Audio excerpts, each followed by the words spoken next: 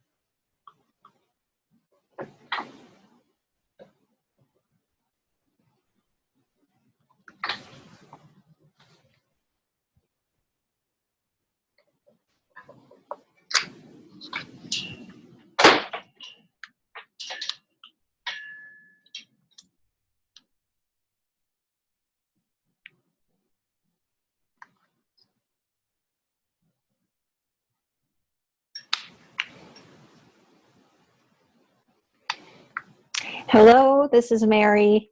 Can you hear me all right? I haven't muted everyone yet, so feel free to wave or give me the hi sign. Hi, Ingrid.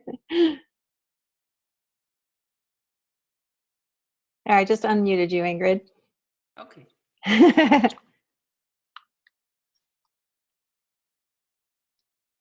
Oh, maybe I should have earphones. What? I'm back.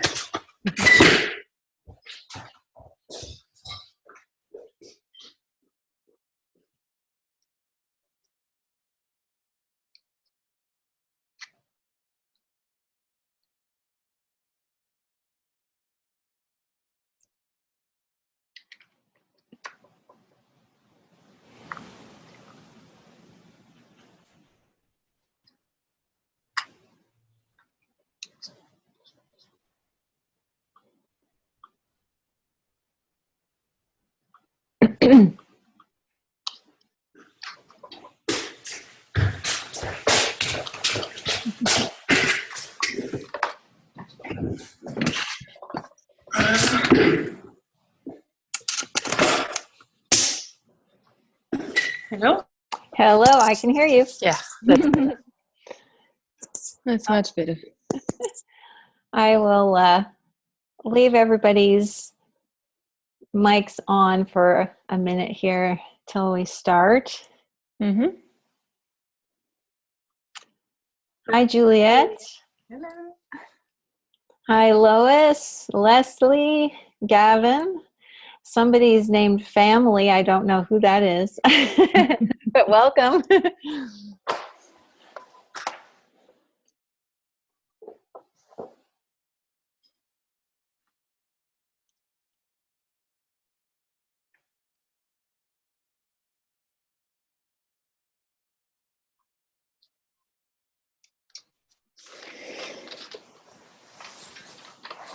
How is everybody?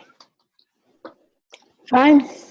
Yeah, good, thanks. Good, good. And you? Pretty good, pretty good. It's very gloomy here today, as it was kind of yesterday. I feel like we're back in winter here in New York. Yeah.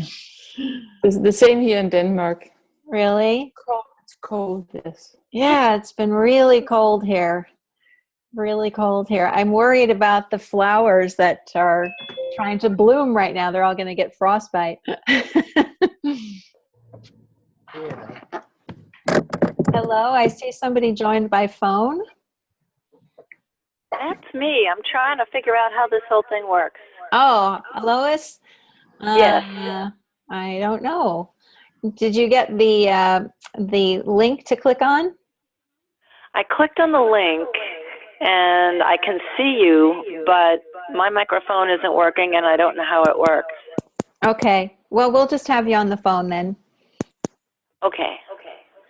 And I see someone there named Dan, Joel, Debbie, few familiar faces here.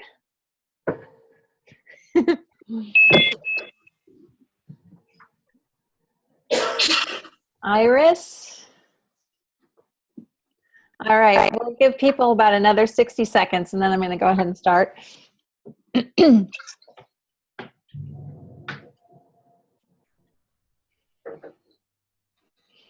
Lainey. Good to see you.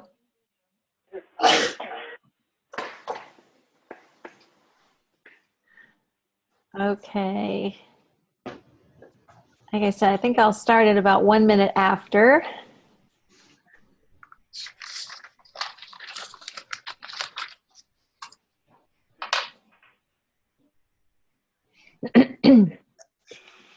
There we go. Hi, Shirley.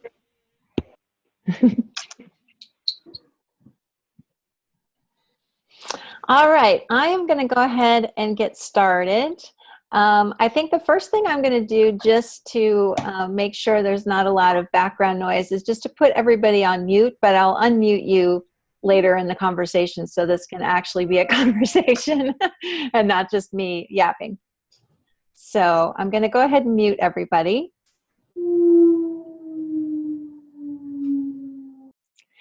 And I will just start with a hearty welcome. I'm so happy to see you all here to this conversation about how to have better relationships. And for those of you who don't know me, I'll give you a little bit of an introduction. My name is Mary Schiller. I'm a coach and the author of The Joy Formula, the simple equation that will change your life. I have a website called thedailyprinciples.com where I publish a daily audio lesson about what I base my coaching on, which is something called the 3 principles.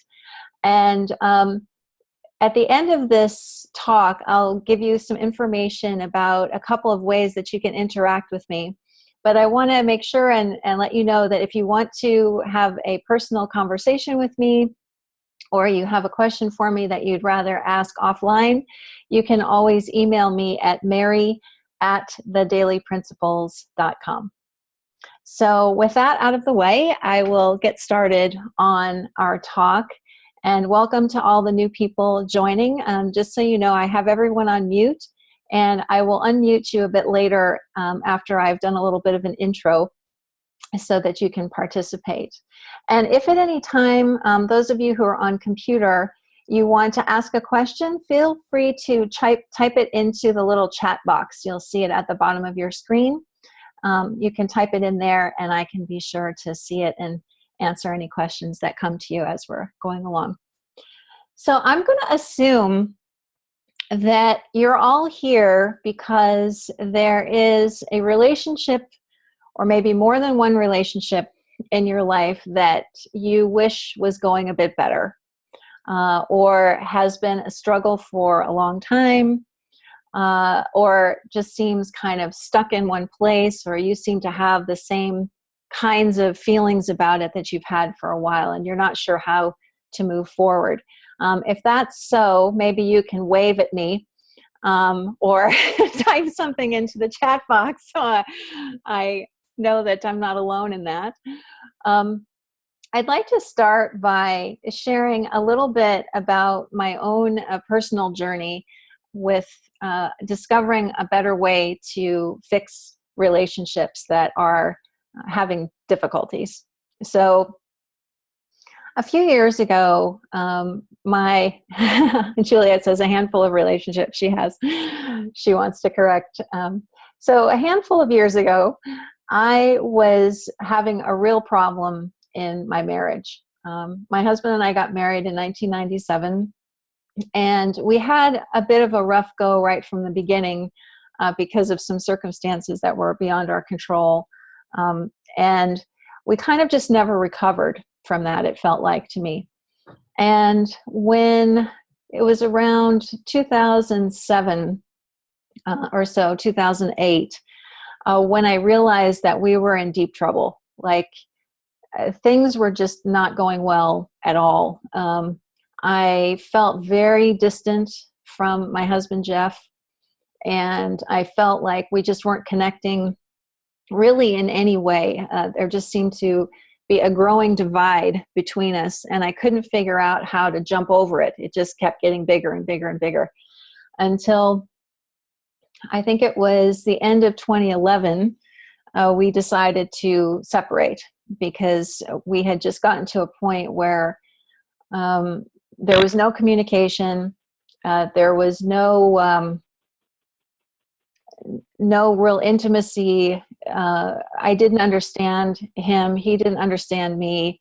We were just at a complete breakdown. And what I didn't know at the time was that he was suffering from what they typically call dysthymia. It's a form of depression, they say. That's sort of a low-grade depression over a long period of time. So that was contributing to it. And at the same time, I myself was still having difficulties with post-traumatic stress disorder from my first marriage. So the two of us together were having a lot of difficulties, and we were about as far apart as two people can be. And it was quite sad to separate and to feel like that was really the only option that we had. I couldn't really figure out what to do other than just say, let's just part company for a while and see what happens. And so we separated, and things got worse. They continued to deteriorate. And I remember just feeling so incredibly helpless. I was like, if we eventually have to divorce, I at least want us to be on good terms, because he's the adopted father of my daughter, and I want us to have a good relationship. And it was just kind of this big snowball thing that was happening. It felt very much out of my hands, and I was very, very distressed by the whole situation. So at one point I decided, well, I think I want him to move back in and see if there's anything that we can do. I don't know what that will look like, but I just want him to move back in. And so he moved back in, and things sort of were very tentative. Like we were kind of walking on eggshells around each other, and we started going to see a therapist together, and that kind of helped, but not all that much. And then in 2014, as many of you know who are familiar with me, I came across what's called the 3 principles. And I won't go into great detail about what those are, but I started to see, as a result of starting to understand a few things differently, I started to see my husband and myself very differently. And that's, I wanted to, on this call, share with you 2 or 3 things that to me seemed really, really key in mending this relationship. Because since 2014, so about 2+ years, we've really continued to reconnect with each other, so much so that it's hard for me to even remember how bad things got. And they got pretty darn bad. I was looking back this morning at a diary I kept while we were separated, and I was in a very, very bad emotional state then. And I really can't even relate to it now. It seems like that was some other person who was having those kinds of tumultuous thoughts and feelings. And while we still have a ways to go to be where we would like to be, I can tell you that it's been a pretty quick turnaround, all things considered. We went from a place of not just being separated, but arguing constantly, and me screaming and yelling and literally throwing things. I was so angry. To now we are working together in a business. We're both volunteering on a big project together. We're making some fun plans for our future, and things are really on a good place for us. And I've also shared this information that I'm going to talk to you about with people who are dealing with all kinds of relationships, not just spouse, but in-laws, friends, colleagues, boss. So it kind of applies across the board. So the first thing that I wanted to share that became very obvious to me when I started to gain this new understanding was that my husband's behavior was not a reaction to me. I went through, and I mentioned this in an email that I sent out, but I went through probably 2 or 3 years at least when I thought everything my husband did or didn't do in my regard was a reflection of me, and that I was somehow responsible for his behavior towards me. I was responsible for changing his behavior towards me, for all kinds of things. So like if he forgot to do something that I had asked him to do, I thought it was because of me, that he was reacting to me in some way. And the same was true the opposite way, where I thought all of the feelings that I had and all of the distress that I had, I attributed to him and to our relationship. And on the surface, that seems like a pretty normal thing to think, right? Like we're having trouble in a relationship, and so we blame our feelings on the other person or on the relationship itself. And what I started to see, so you're probably all going to laugh right now, but that's the point, was that looking at my feelings that way, of thinking that the relationship was causing them or he was causing them, made about as much sense as blaming it on a toy. It literally was that logical, because what I started to notice was that my feelings and all the stuff that I was going through, I could have all those feelings whether I was in the same room with Jeff or not. Like I would walk through my entire day feeling upset and miserable. And I started going, wait a minute, like he's not even here right now and I'm feeling this way. So something is amiss, like something is funny here. Like how come I'm still feeling bad even if I'm not talking with him? And I started to see even more clearly that, and this was even before I came across the 3 principles, that oftentimes when he was speaking to me, it was as if he was talking to a version of me that he had created. So I don't know if you've ever had this experience before where somebody is talking to you, maybe it's a significant other or somebody really important in your life, and it seems like they're not talking to you. It seems like they've got some other idea of who you are, and they're talking to that instead of talking to you.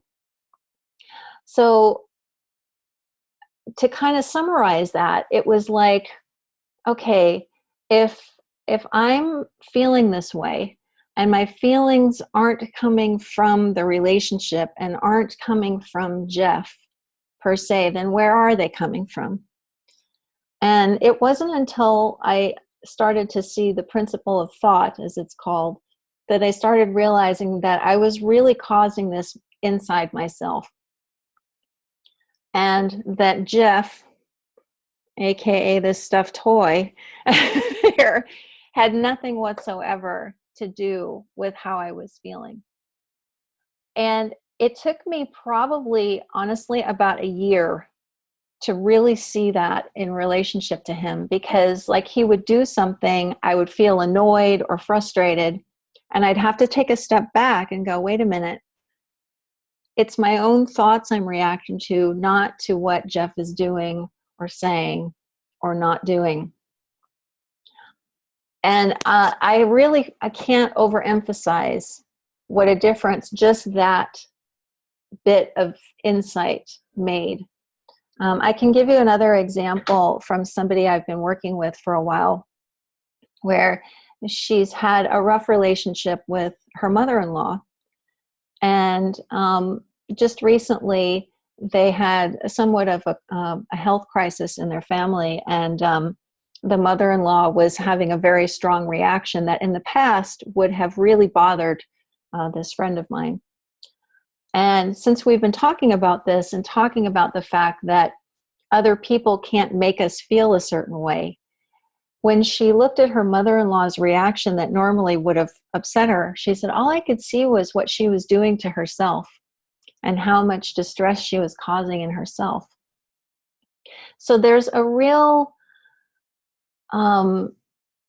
it's this is hard to put into words, but it's a very full-bodied understanding that starts to come forth when you see that nobody has the ability to make you feel anything. This brownie bear doesn't have the ability to make me feel anything any more than my husband does. So my husband's actions weren't hurting my feelings or making me feel better. You know, there was nothing about the relationship that was making me feel a certain way or not feel a certain way. Everything I was experiencing was coming from within myself. And so it allowed me to take a step back from all the things that looked like problems and really ask myself, is that a problem, or is it just the way that I'm thinking right now that makes it seem like a problem? And as a result of that, I started to see my husband with a lot more compassion as well, because I could see that when he was upset, he wasn't necessarily reacting to me. He was reacting to what his own thinking was telling him in that moment. So I'm going to just pause right there, because I would love to find out if anybody has any thoughts or comments on what I've just said. And if you're on the computer, you can raise your hand if you'd like to ask a question. So I can see you. If you're on the phone, I can't see you ask a question. Maybe I'll try unmuting everybody, unless it's really noisy. Here we go. We'll try. Okay, I've unmuted people. Does anybody have a question or comment about what I was just saying? Anybody? Yes, Ingrid? I don't have a big problem, but it's my teenage son who doesn't pick up socks, and all children, they don't pick up socks. So it's very common. It's not bad, but it's irritating on a daily basis that they don't pick up after themselves. Mm-hmm. So how does that play together? Because and I have to do it if I don't want the stuff to lie around. Yeah, so I'm going to go ahead and mute everybody, but I'll answer that because it actually leads into the next thing I wanted to talk about. So thank you. So the next part of what started to happen for me in seeing my husband differently was that I started to see that nothing was ever going to really change in terms of my behavior and in terms of his behavior unless we started to see the relationship between thought and behavior. So, you know, if like this applies really to anything. If I want to change a behavior of mine, let's say that I eat too much or whatever it is, I can have all the information in the world that explains why it's not a good idea to eat too much. But until I have new thinking about food or eating, my behavior will never change. So in terms of a relationship, let's say it's a child or somebody that we're close to who we wish they would behave a different way because we just, you know, either it's for their own benefit or we find it annoying.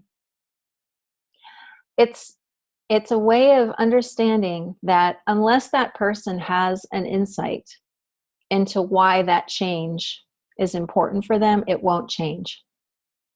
So the question for me then became, all right, if I can't change my husband's behavior by nagging, which I did a lot, if he were listening on this call, which he might be, maybe he's snuck in here listening, but he would tell you that I used to nag him quite a lot. And I still do occasionally. I catch myself doing it, but not nearly as much.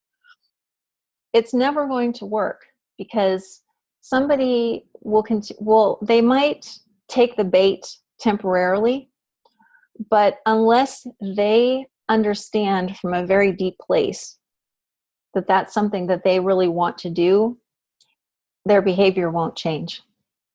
And the way to facilitate that kind of insight is really, to me, the big question. So if we're in a relationship with someone who we have to deal with regularly, and they have some things going on that we would love for them to change. There's a couple ways we can look at this. We can either say, you know, that annoys me, that behavior annoys me, is thought created, okay? The behavior is like this stuffed toy. It can't make me feel something. So anytime I have a thought about someone's behavior, it's a thought. It's not based on the behavior. So that's the first piece to kind of see. And the second part is the way to effect change, at least as I see it in a relationship, is to get very clear on what I was speaking about earlier, that the person themselves is not doing anything intentionally towards you, that it's coming from their own thinking and not from anything you're doing. And because we can see that, this is the biggie for me, we can create a very non-judgmental space for them to be in. If I'm no longer looking at someone as the source of my problem, if I'm no longer seeing them as a difficult person in my life, because instead I can see them as someone who's simply reacting to their own thought patterns, my heart can just open up as wide as the ocean to them, because I can see that they're not doing anything intentionally to hurt me or to annoy me or whatever the feeling is that you're having. That's all coming from within me. Just like everything that they are doing is coming from within them. I honestly think that this was the piece that really started to transform my relationship with Jeff. I started to not look at him as someone who was intentionally trying to make me feel bad, or someone who was intentionally even trying to hurt himself in some ways. I saw him as someone just like me, who was reacting to the thoughts he was having and who was simply behaving in accordance with that. And I have to say, like I said, over the course of about a year, I think it took me to really get that with him. I started to feel a lot more generous towards him and a lot less like I needed something from him, because it just wasn't so. It just wasn't so. That was simply the way I had been seeing things before. So I'll open the questions up again to see if anyone has a thought about that. Anybody have a comment about that, about sort of this idea that once we start to see where people's behavior is coming from and knowing that it's coming from thought, that really the best thing we can do is give them a space of not being so confrontational and not so judgmental and not so nagging, because that's not going to help them with new thought coming in. It's just going to keep reinforcing what they're already thinking. Yes, Juliet? Yeah, a bit of experience of that with my partner. Was quite overweight and was really unconcerned about it. And I think I was able to really kind of not comment, not, nag or say anything. It was just, that was how he was when I met him, and, there we go.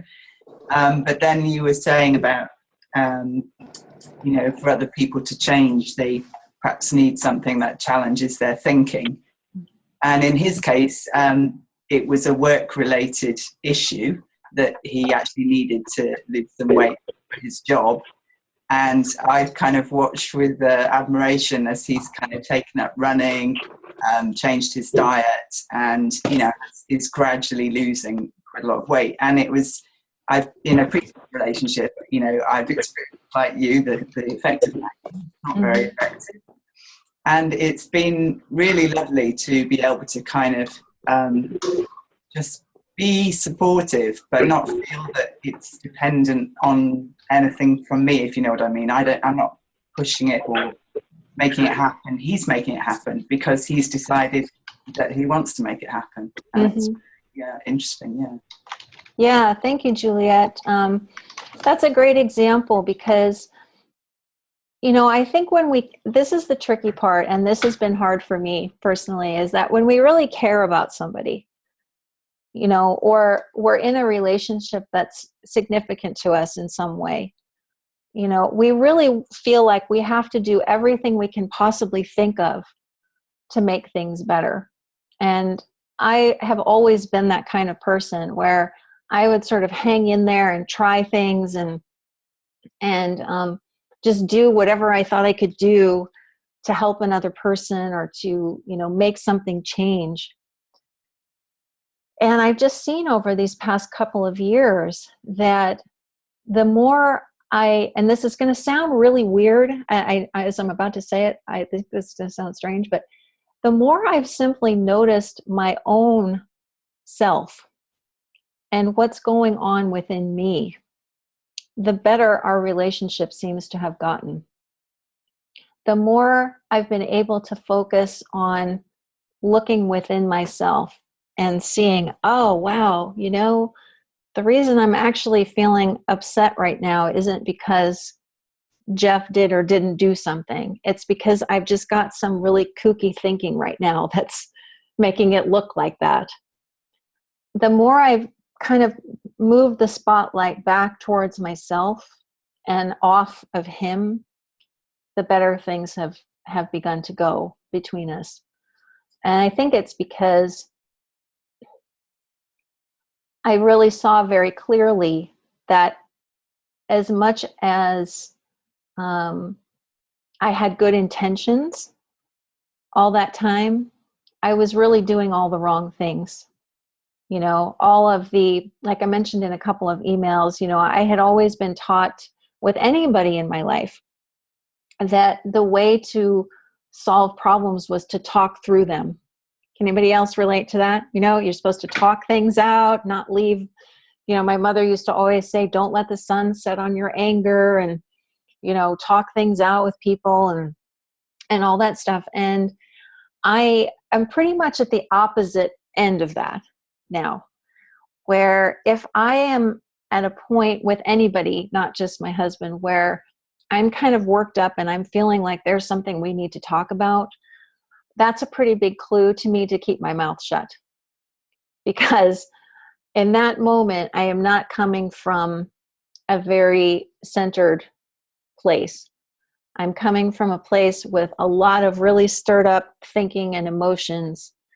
And whatever I say is not going to be at all useful. And I found, you know, it's been a learning process for me, because I basically spent the first 52 years of my life learning that. And now I've spent the last 2 kind of unlearning it. And a lot of times I really have to bite my lip. But it's really been helpful to do that. As difficult as it's been at times, the more I this is so counterintuitive, but it's like the more I step back, the closer he and I get. The more I step back from all of the kind of turmoil that is created in my own mind, and the more I step back from trying to fix something about him, the closer I feel we're getting. And I don't know how to explain that any better than that. It just seems like when you give yourself space and you give the other person space without getting so jumbled up in each other's thoughts, and when you kind of stop worrying about that, there's just an expansiveness that gets created between the two of you that allows for more intimacy and more connection. So does somebody else have a comment or question? I'm just looking for any hands raised or typing. Gavin says he's in a difficult relationship with himself, mainly. I have that too, Gavin, I really do. Okay, let's see. Hang on, Debbie. I'm trying to find you here. Oh, there you are. Okay. Hi there. Hi. I'm just interested in learning if the lady who asked about the son with the socks, I'm just interested if she's now heard anything from what you've said as to whether that kind of answers her question or whether she's seen something. All right, let me ask Ingrid. Let me unmute you.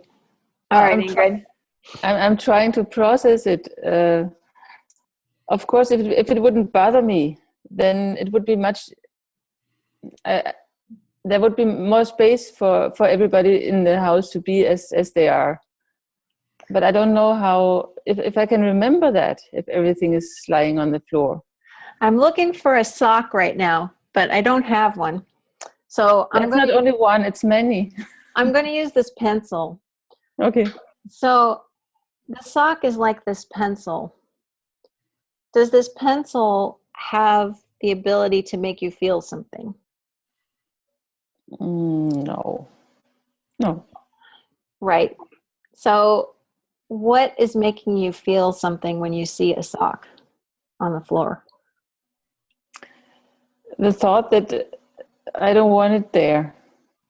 I don't want the socks lying there. I know it's a thought, but it keeps bothering me. So it keeps bothering you because it keeps recurring? Yeah, not just too many of them. Okay. So let me ask you this then. So if you had a different thought when you saw socks on the floor, it would be different. You would have a different experience about the Yes. socks on the floor. Yes. So, and there are circumstances when they wouldn't bother me at all. If there would happen something bad or something good, or if there were different thoughts in my head, of course, then it wouldn't bother me. I wouldn't see them. do the socks always bother you? Oh, she's talking to me. Is this a situation that always bothers you? No. Or can you sometimes look at the socks and go, eh? Yeah. That's true. Right.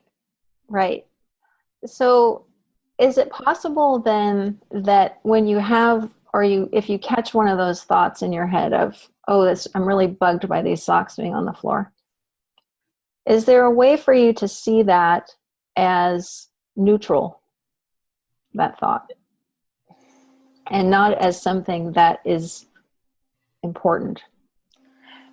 I think I could do it, but I would have to train it, I guess. I can sort of relate to what you're saying because, if you live with someone, invariably they have at least one habit that is annoying. Would we all agree that we get annoying thinking about? Yes? Okay. So I think what I can speak for myself, and maybe this will help you a little bit, Ingrid. Whenever I would hear something like that in my own head, like trying to think of something, yeah, I can think of one thing my husband does. I won't share it, but it's a little bit, it's one of those things where I have thinking about it. When I have one of those thoughts that comes up and I feel a little bit of, I don't like that, the way that I sort of respond is I now kind of laugh at myself because it's really nothing to do with my husband or his behavior. It's just that about that thing, I seem to have a consistent thought that comes up. And when I catch myself doing it, I often turn it into something to laugh about because in the scheme of things, it seems so silly to be annoyed by anything like that. Right. That's true. And it's interesting too because I think once I also started to see him in a less judgmental way overall, because I saw that his behavior wasn't on purpose, that it was something, it was something that he was doing based on his own thoughts. So if your kids are dropping socks on the floor, they're not necessarily doing that to annoy you. It's just they haven't had an insight that, oh, maybe it's not so great to leave this mess. I started to just have a lot more like non-reactive thinking about it, because it was like, okay, in that area, he's just not seeing that. And I can look at myself and do the same thing 100 times. You know, there's a lot of areas in my life where I have not had an insight into something. And so I think coming from that place of compassion more than judgment has been very helpful to me as well. But also seeing a lot of my thinking as sort of silly has helped a lot as well. I'm going to unmute you, Ingrid. Was that helpful at all? Very helpful. Thank you very much. Okay. So, does anybody else have any comments? I have a couple more things I'd like to share here. Anyone in the chat here? Let me look. Lori, it says her husband leaves socks laying around. Often there are 20 or more, but I think it's funny. It's like it's a sock burial. Eventually I pick them up. So I can sort of relate to this too, and this is coming up on another point that I'd like to make, which is that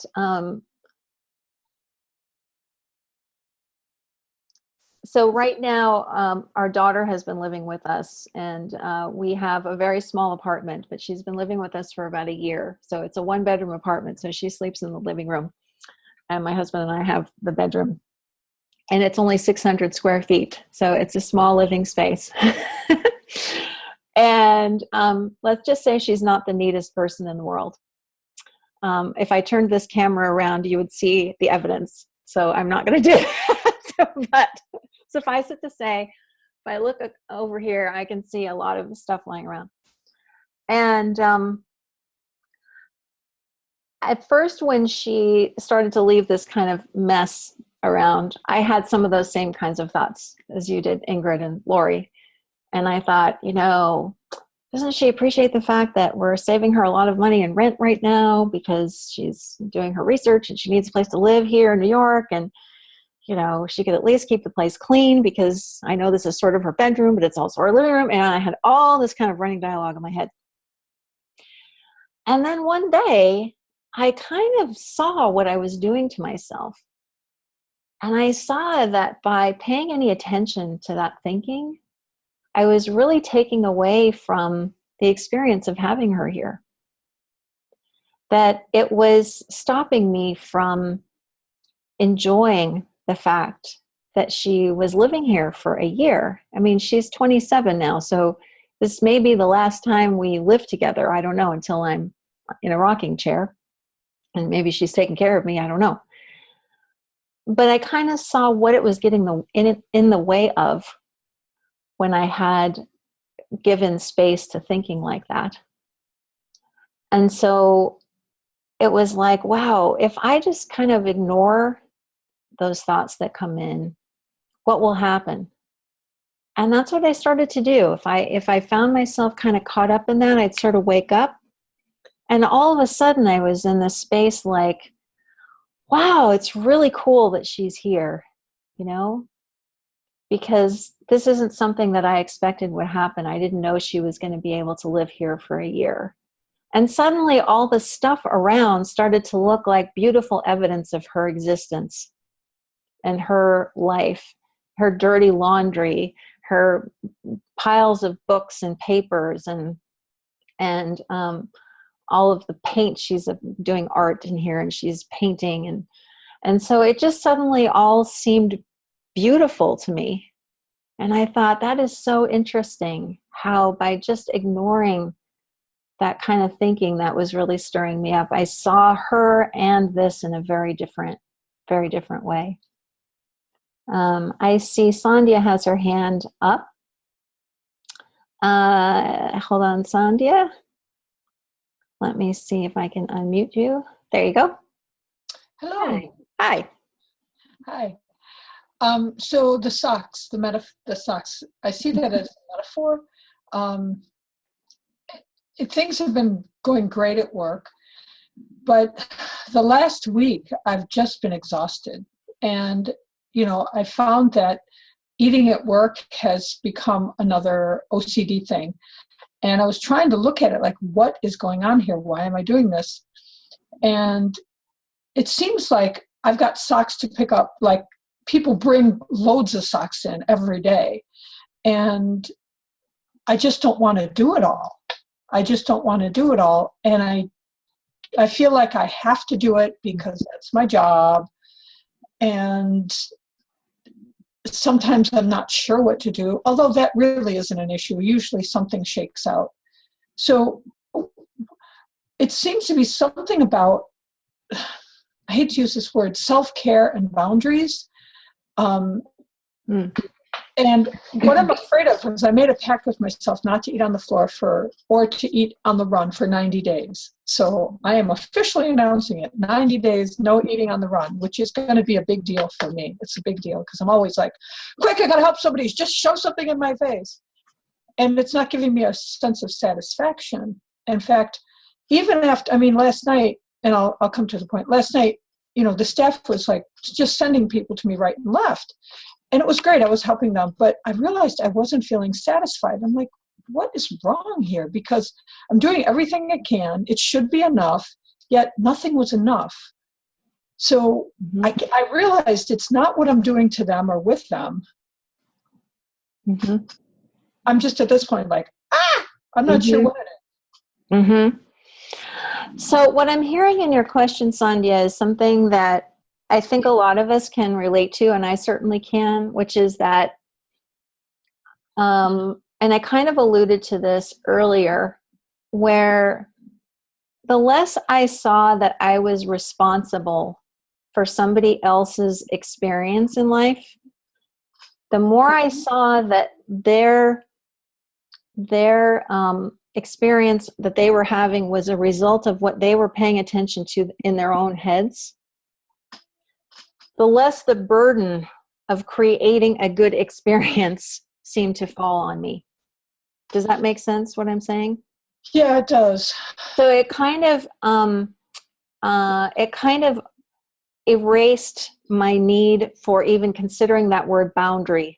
Like, I don't really understand that word anymore because I used to feel like I had to set limits around myself about what I could do, what I could take on, and all these things. And what that's been replaced with is this feeling of I can be myself. I can do what I feel capable of doing based on whatever is happening with me in that moment, and that's okay. And it's not that I'm running around trying to, harm people or something like that, but at the same time, I know for a fact that other people are having whatever their experience they're having. And I can't really do much to change that except what I was saying earlier, which is showing up from a compassionate and non-judgmental space. And go ahead. And if the compassionate place would be if they think that I'm going to give them, the 1 or 2 pill fix or gluten-free fix or whatever it is, that's just, I don't have to say it's going to take time, but I can know that. Yes. So, it's easy to say I'm pissed off because somebody's leaving a sock on the floor, but it's in my head, like if people are coming at you saying, my life sucks, what can you give me to fix it? It's kind of a conversation, So, yeah. And I think I think that what you're saying, what you're asking really applies quite broadly. Yeah. Relationships, because we've all been in relationships with people who we would describe as needy, right? Or some people call them vampires. You ever heard of that phrase? Oh, yeah. People who come to you and they expect you to solve things for them, and they come across as very insecure or looking for some kind of answer from you. And I think Shirley also has a question here that relates to it, where she was asking me about this non-judgmental connection. When we understand too that not only are people acting based on what their own thinking is, but they're also acting from a place of having all the answers already that they need. You've noticed? Yeah. That's a pretty big one. You know, like I used to think, and I'm being really bluntly honest, I used to think I had all the answers to my husband's problems. Okay. Anybody else in that camp? Like you look at somebody else and you're like, if they would just do this and this and this, all the problems would be solved. And then we could get on with life and it'd be all super and wonderful and butterflies and everything.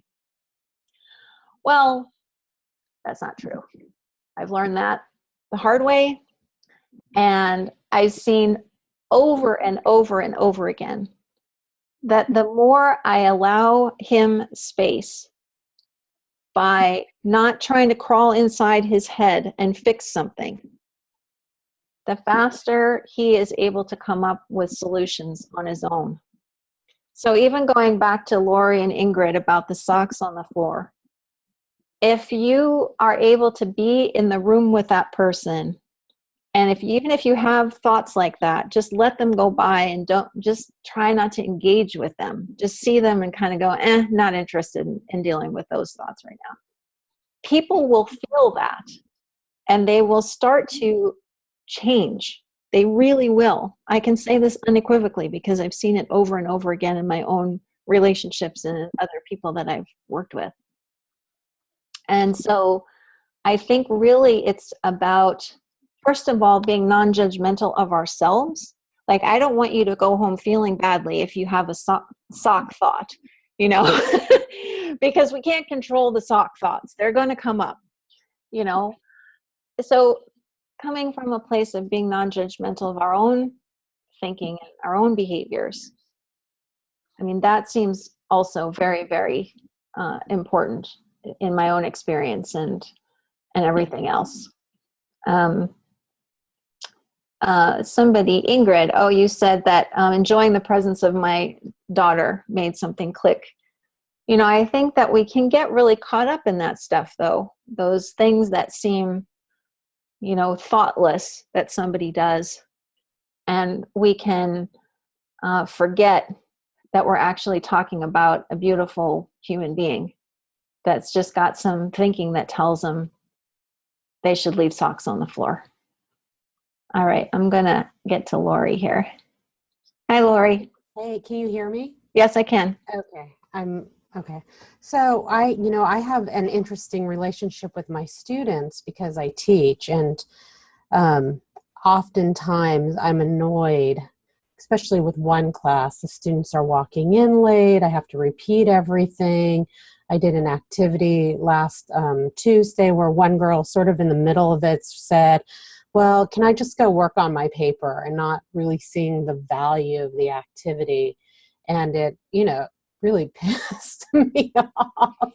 And I see what you're saying, that that's her own thinking. Mm-hmm. And so I left it to the group and I said, look, if you guys are bored, we can stop, but I'm not going to go on. Like, either we're all in it together or you guys can go work on your paper. And there were still we were going over people's thesis statements and stuff. And the people at the end, they're like, no, we want to continue. And so she acquiesced and said, okay. But, there's that part of me inside that was like really pissed off. Mm-hmm. And I get that way with students sometimes.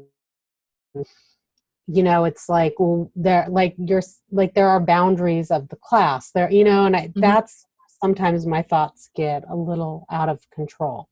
Mm-hmm. Mm-hmm. And yeah, and I think that really relates to what I was just saying, Lori, which is that when we can really get clear that any relationship we're in is being experienced through us and not through anything that the other person is saying or doing, we can see how much power we have to really change that relationship.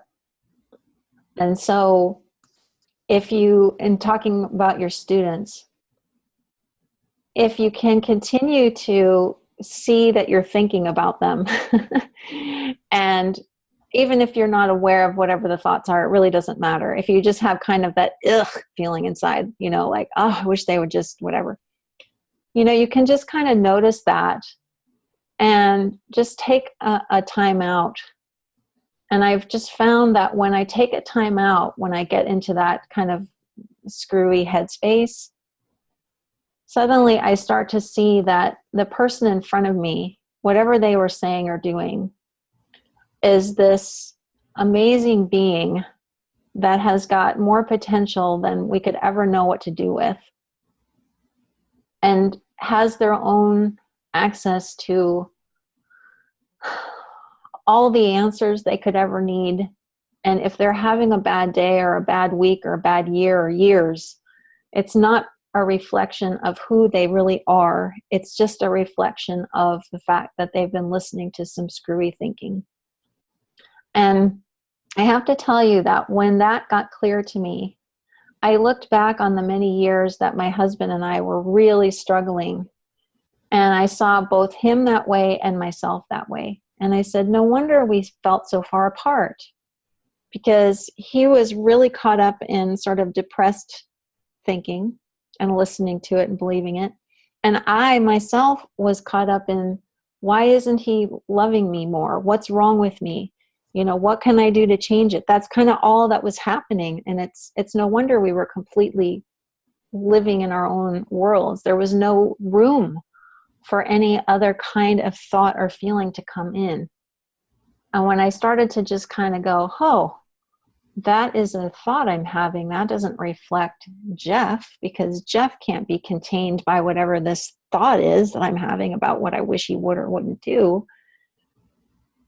A lot of that annoyance and all that stuff just kind of faded.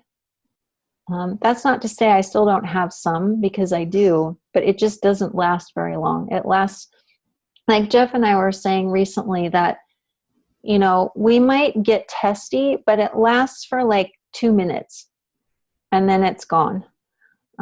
Or if one of us is having a particularly rough day for some reason, whatever kind of thinking is going on, the other person just knows now to keep their distance and just let the other person just chill. Like, we don't even really ask each other anymore, are you okay? What's going on? We don't even really go there, because we know essentially what the problem always is. It's that there's some silly thinking that we're listening to that's making us feel a certain way. And the best way to get out of that is to not go into it at all. So we tend to, it sounds weird, but we don't talk very much about that stuff or anything really. Our relationship is a lot quieter than it used to be. But yet there's a much deeper connection between us now than we've had in ages, maybe in our whole marriage even. So did that answer your question at all? I kind of rambled on there. No, I think so. And I think that's, sometimes it's a hard thing to see when you have a group of 20 people and a few of them have that, you can pick up on their bad moods. Like you can just see it in their faces.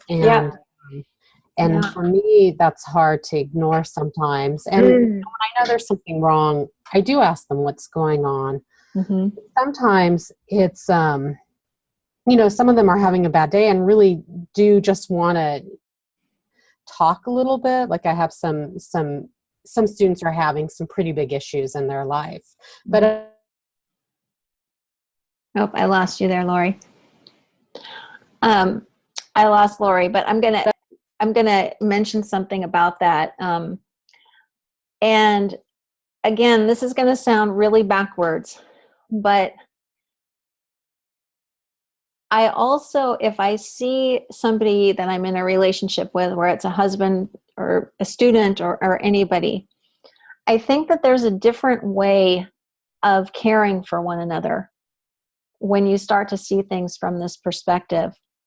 So, like, the last thing I would ever want someone to do would be to really pour out all of their problems, because unless you know what to do with them after that, which is to steer them away from it, it can just reinforce what they think is going wrong, if that makes sense. Lori, I'm going to unmute you and see if you can speak back to that. So like what I used to do with Jeff, what I would say, you know, what's going on? What's bothering you? What's wrong? And he would tell me, and all it did was reinforce the thinking that he had in his head and made it seem like an actual really big issue. Yeah. And now if I can show him that I care, that he's, you know, feeling some suffering. But underneath that, I also know for a fact that he's okay. That whatever he is suffering from is temporary. And that, like I was saying earlier, underneath all of this thought that we've got going on all the time, we're all these incredible spiritual, living, breathing, creative forces that can never be affected by any of the stuff that is going on in our heads at any given time. So you don't have to be engaged in someone else's pain or suffering in that way. Can you hear me? Mm-hmm. Okay. Yeah, I understand where you're coming from, and there, that is the part of the 3 Ps, is having the conversation with someone else who doesn't understand it or doesn't know it, that I have a hard time with, you know, and that's something I fight with too a little bit, because like one student I did talk to, he had been shot a year ago. And he came into my office and he's physically in pain and emotionally still in pain. And so I listened to him and I gave him some compassion. And then I did actually take him to the school therapist because I didn't know how to end the conversation. But at the end, he said, no adult has listened to me. I'm having feelings and no one has listened to how I feel. So I didn't want to engage so much in the conversation, but at the other end, I'm working with people who aren't being listened to and having problems beyond, you know, big problems. I mean, he was shot, you know, and almost died and is having a lot of PTSD and stuff. And I'm like, okay, I don't know how to have any of these conversations, but at least I can have some compassion and listen to you. And which I know is not the right 3P thing to do maybe, but it's just what I needed to do in the moment. But, you know, as we close out this conversation, you raised something that is actually a great way to end this discussion, which is actually probably the biggest piece of this relationship aspect of life that I've seen over the past 2 years. And this gets kind of emotional for me because I think it's really what has saved my marriage, which is, it's an incredible gift, not just for the other person, but for yourself, to be able to be with them and see through whatever it looks like on the surface, to be able to see through your own thinking about things to who you really are, and to be able to see through the other person's thinking to who they really are. And even before I was aware of these 3 principles that we talk about sometimes, I could see beneath my husband's depressed thinking that he was still in there. In fact, I would say that to him. I'd say, I know you're in there somewhere. I know you are. And I want to keep looking for you. And I really feel like if we can have that kind of relationship with someone where we can see through that to who they really are, it's a total game changer, not just for them, but for you. I mean, honestly, I don't want to put too fine a point on it, but I feel like miracles can happen then between 2 people who, you know, like we were, when I say things were bad, they were really bad. And for me to be able to look back on that and say, I can't even really remember what that felt like is really something to me. So I hope this has been helpful for everybody. I wanted to just quickly mention again that if you would like to have a personal conversation with me, you can always reach me at mary@thedailyprinciples.com. And one other thing is I just opened a membership group. A couple of you are in there already, called the Joy Club. And tomorrow's the last day to get the introductory offer for that. And you can find the details at thedailyprinciples.com. I'd love to have you in there. Does anybody else have a final comment that they'd like to make? I can hang on for another minute. Thank you, Sandhya. Anybody else? I can unmute you all if you like. Oops, if I can get to the right screen. Here we go. Anybody else have anything they'd like to say? Thank you. Thank you. Thank you. You're welcome. So nice talking with everybody. Thank you so much for coming. I hope this was helpful. Bye. Bye-bye. Bye. Bye-bye.